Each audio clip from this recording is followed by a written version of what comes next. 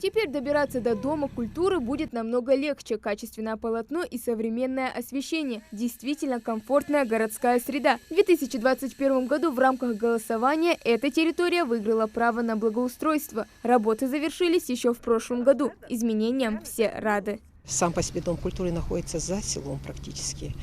Это вот уже новая трасса здесь.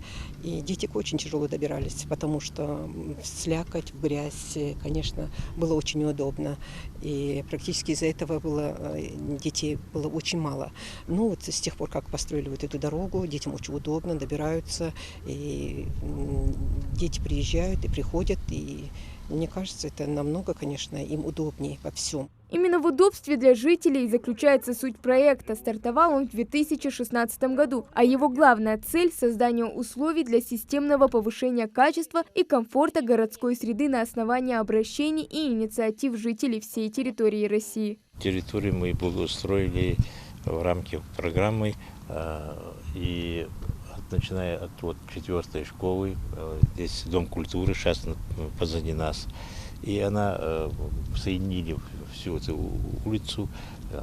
Там раньше разворачивали все машины около 4-й школы, потому что не было там проезда. И сейчас, чтобы людям отсюда они заехали, и отсюда они могут выехать. Плюс к этому вот этот прекрасный тротуар, который проложили.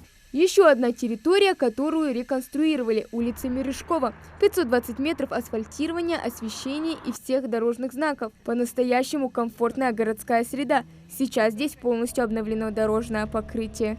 550 метров в рамки программы асфальт полностью отбыла. Тротуар был, освещение явилось. Войн ханзгуште пары хажиче лукнахар комиссии нах качество детей хабяч богу дихбяб тана бак так маут басыш хабябо дихбяб. Donc я улица Ягир 900 чем-то метров Ягир, а вер 1500 чем-то километров улицы.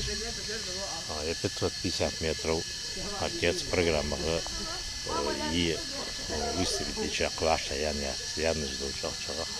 В администрации оставшуюся часть улицы планируют внести в другой проект. Какой и когда это будет, пока неизвестно. Кстати, отбирать территории для преображения в 2024 году начнут уже 15 апреля. Проголосовать можно будет на портале Госуслуг.